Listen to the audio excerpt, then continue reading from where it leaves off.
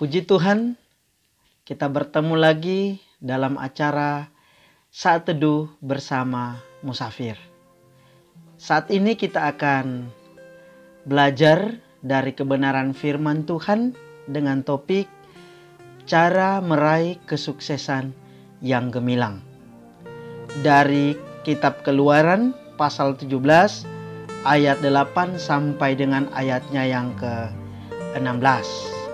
Dan di sini kita akan belajar dari bangsa Israel bagaimana cara mereka meraih kesuksesan yang gemilang. Nah, latar belakang dari teks yang akan kita baca ini yaitu Keluaran 17 ayat 8 sampai 16. Ini merupakan bagian peristiwa perjalanan bangsa Israel ke Gunung Sinai. Mereka dihadang oleh orang-orang Amalek. Nah, bangsa Israel saat ini belum punya pengalaman untuk berperang. Sedangkan gerombolan Amalek sudah biasa untuk berperang. Kenapa? Karena mereka orang Israel baru keluar dari tanah perbudakan. Jadi pengalaman mereka adalah diperbudak selama kurang lebih 400 tahun. Tetapi yang menarik di sini adalah kelompok yang hebat berperang yaitu Amalek punya banyak pengalaman perang, banyak strategi perang, selalu menang dalam peperangan, justru kalah melawan kelompok yang polos yaitu Israel yang tidak punya pengalaman berperang dan tidak tahu strategi perang, juga baru keluar dari tanah perbudakan. Oleh karena itu mari kita akan melihat bagaimana caranya supaya meraih kesuksesan yang gemilang seperti yang dialami oleh bangsa Israel dalam teks ini. Apa yang harus dilakukan supaya meraih kesuksesan yang gemilang? Yang pertama yang harus dilakukan adalah kita harus memiliki ketaatan. Memiliki ketaatan artinya di sini punya kepatuhan, punya kesetiaan atau senantiasa tunduk. Kita lihat ayat 8 sampai ayat 10a dikatakan begini. Lalu datanglah orang Amalek dan berperang melawan orang Israel di Rafidim. Musa berkata kepada Yosua, "Pilihlah orang-orang bagi kita, lalu keluarlah berperang melawan orang Amalek. Besok aku akan berdiri di puncak bukit itu dengan memegang tongkat Allah di tanganku." Lalu Yosua melakukan seperti yang dikatakan Musa kepadanya dan berperang melawan orang Amalek. Nah, di sini saya melihat bahwa untuk meraih kesuksesan yang gemilang harus memiliki ketaatan. Musa sebagai pemimpin tertinggi di sini taat kepada Tuhan. Kenapa saya mengatakan Musa itu taat? Karena Musa memegang tongkat Allah. Nah, apa alasannya saya katakan bahwa Musa itu taat kepada Allah ketika dia memegang tongkat Allah? Karena pesan Allah kepada Musa ketika Musa dipanggil Tuhan untuk memimpin Israel keluar dari tanah perbudakan, Keluaran 4 ayat 17. Dikatakan di sana, "Bawalah tongkat ini di tanganmu yang harus kau pakai untuk membuat tanda-tanda mujizat." Nah, jadi tongkat ini diberikan oleh Allah kepada Musa supaya nanti lewat tongkat ini akan ada mujizat, akan ada pertolongan Tuhan. Dan tongkat ini adalah sepotong batang kayu yang diberikan Tuhan kepada Musa untuk memberikan kemenangan ketika ada tantangan atau ada pergumulan. Dan terbukti ketika tantangan di Mesir, Raja Firaun yang mencoba menghalang-halangi umat Israel keluar dari Mesir. Lewat tongkat ini berbagai hal terjadi. Lewat tongkat ini ada tulah-tulah terjadi yang membuktikan bahwa ada mujizat Tuhan, ada pertolongan Tuhan bagi umat Israel. Jadi di sini ketika mereka dalam pergumulan akan melawan akan melawan Amalek yang mau mencoba untuk membinasakan Israel, maka Musa mengingat pesan Tuhan untuk memegang tongkat itu. Lewat tongkat itu akan ada mujizat memberikan kemenangan, kesuksesan bagi mereka. Itulah sebabnya saya katakan Musa sebagai pemimpin tertinggi, dia taat kepada Tuhan. Nah, kemudian kita lihat Musa sebagai pemimpin tertinggi memberikan perintah kepada Yosua. Dan di sana saya katakan Yosua juga sebagai pemimpin bawahan bersama dengan anggotanya yaitu umat Israel. Mereka taat kepada pemimpin tertinggi yang dipilih oleh Tuhan. Musa memberikan perintah seperti ini. Pilihlah orang-orang Amalek untuk berperang. Perang lawanlah Amalek. Nah, Yosua di sini memimpin sebagai pemimpin bawahan. Dia memimpin orang Israel sebagai anggotanya, taat kepada Musa sebagai pemimpin tertinggi. Dan Yosua bersama orang Israel melakukan seperti yang diperintahkan oleh Musa. Mereka berani pergi melawan Amalek, menghadapi Amalek, berperang melawan Amalek. Sekalipun secara akal manusia mereka kalah melawan Amalek karena tidak punya pengalaman perang. Tetapi karena mereka tahu pemimpin mereka taat kepada Tuhan dan mereka taat kepada pemimpin mereka yang diurapi Tuhan, mereka percaya Tuhan akan memberikan kesuksesan atau kemenangan bagi mereka.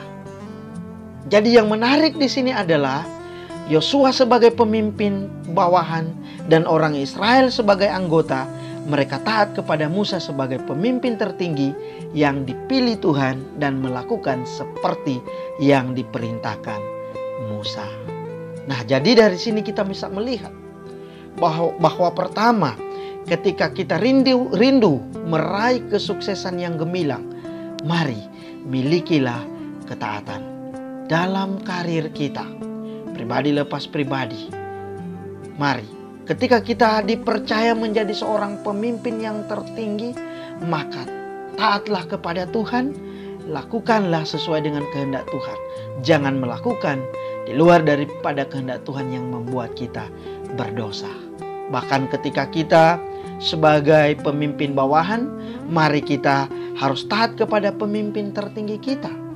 Dan juga ketika kita sebagai anggota, mari kita harus taat kepada para pemimpin kita. Kalau hal itu dilakukan, saya percaya belajar dari pengalaman umat Israel, kesuksesan yang gemilang akan menjadi milik bagian kita. Begitu juga di tengah-tengah keluarga.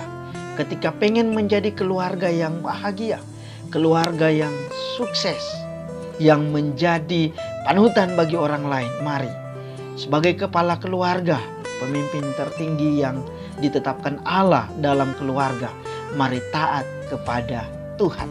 Ibu rumah tangga juga taatlah kepada suami sebagai pemimpin di dalam keluarga serta anak-anak.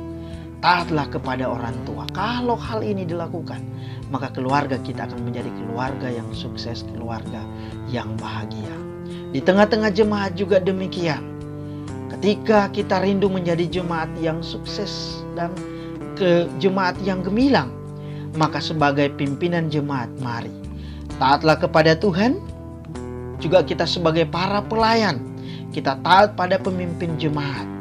Kita sebagai anggota jemaat, taat pada pemimpin jemaat dan para pelayan yang telah dipilih dan telah ditetapkan. Oleh karena itu, kalau di tengah-tengah jemaat hal ini kita dapat lakukan, maka jemaat kita akan menjadi jemaat yang sukses dan menjadi jemaat kebanggaan. Begitu juga menurut saya ketika saya melihat bagian ini, ketika di dalam pemerintahan kita berbangsa bernegara juga, ketika para pemimpin itu takut akan Tuhan, taat kepada Tuhan. Dan juga ketika masyarakat itu taat kepada para pemimpin kita, maka sesungguhnya semuanya akan mendatangkan kesuksesan yang gemilang. Bahkan ketika kita ada di dunia usaha, kita punya perusahaan misalnya, maka sebagai pemilik perusahaan, mari kita taat kepada Tuhan. Melakukan seperti yang dikehendaki Tuhan, tidak melakukan dosa. Dan juga para pemimpin atau para seksi-seksi dalam perusahaan, taatlah kepada pemimpin atau pemilik perusahaan. Semua karyawan yang ada taat pada pemilik perusahaan, taat pada seksi-seksi yang telah dipilih untuk mengelola perusahaan itu. Maka kalau hal itu dapat dilakukan, perusahaan kita akan menjadi perusahaan yang sukses, meraih keberhasilan yang gemilang. Yang kedua, sahabat musafir yang dikasihi Tuhan, untuk meraih kesuksesan yang gemilang yang harus dilakukan adalah mau menjalin kerjasama.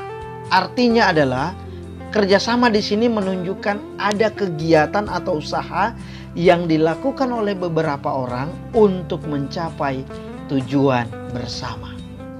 Ayat 10b sampai 13 dikatakan begini.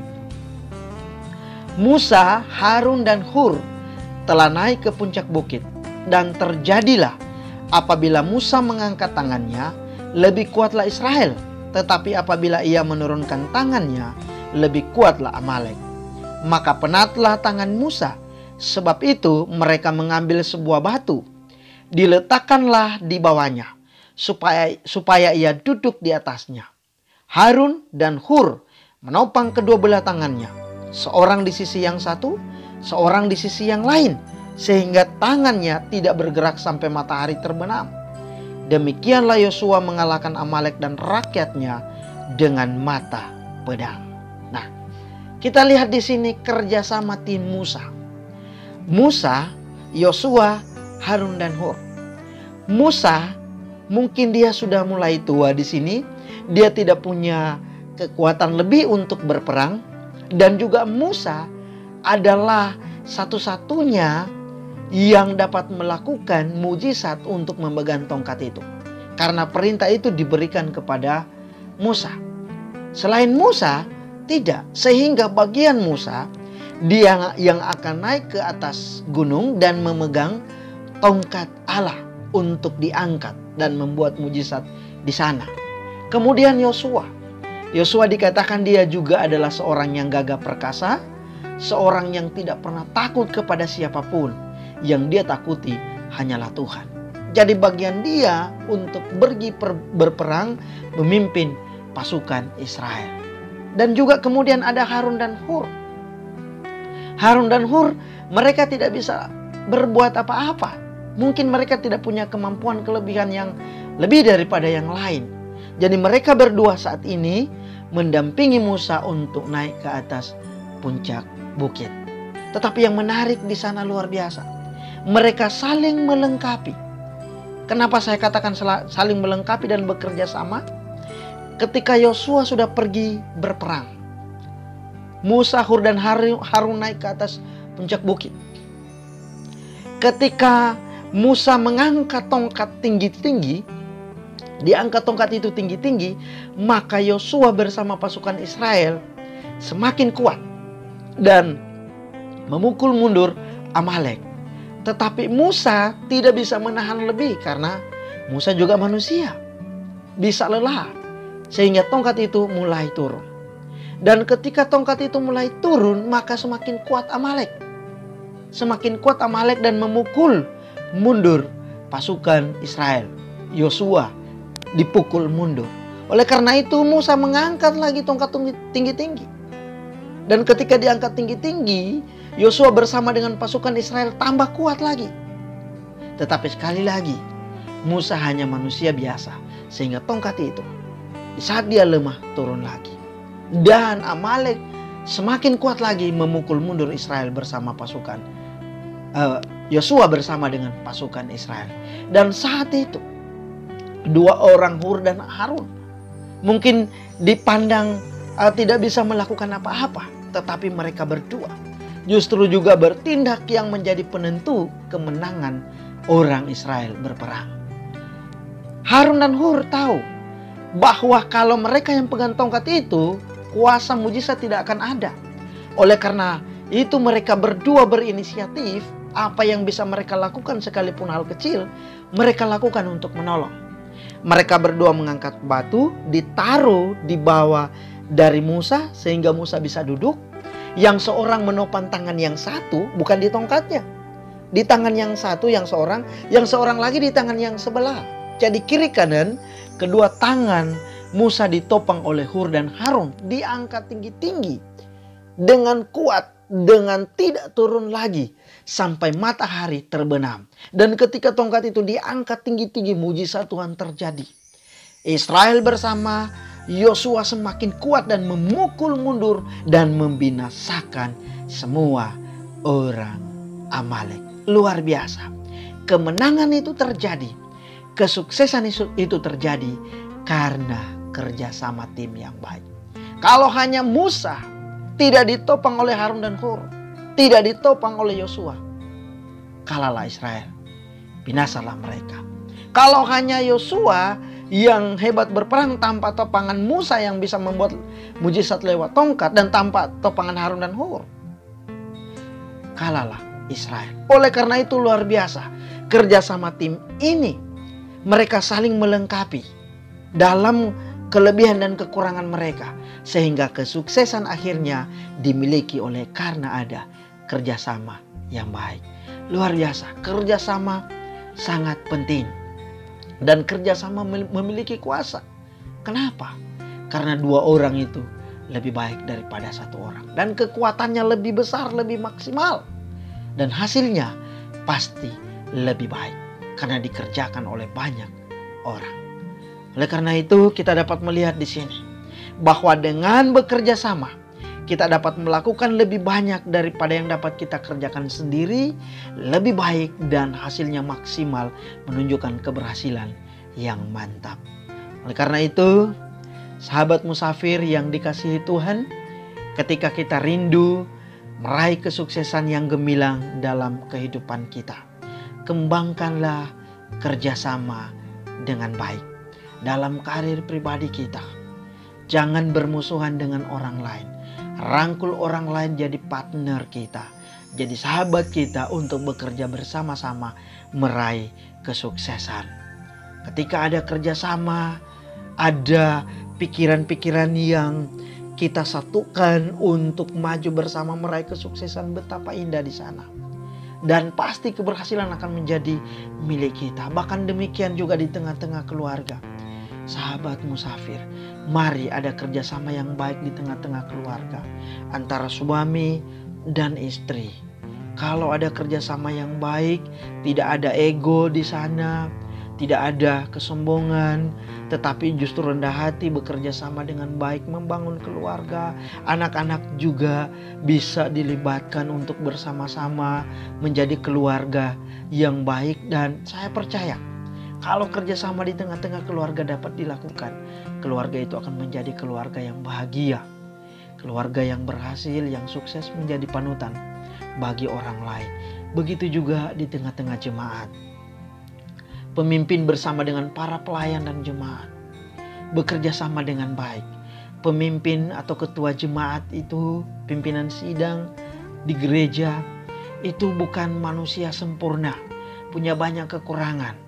Oleh karena itu, berdayakan pelayan-pelayan yang ada, lihat apa yang menjadi kelebihan mereka, berdayakan kelebihan mereka. Jangan lihat kekurangannya, tapi lihat kelebihannya dan manfaatkan kelebihan itu untuk kita gabungkan menjadi jemaat yang maju, yang sukses. Begitu juga anggota jemaat, jika ada kelebihan-kelebihan, mari kita gabungkan kelebihan itu, kita maju bersama untuk menjadi jemaat yang sukses. Bahkan di tengah-tengah masyarakat, mari kembangkan kerjasama yang baik.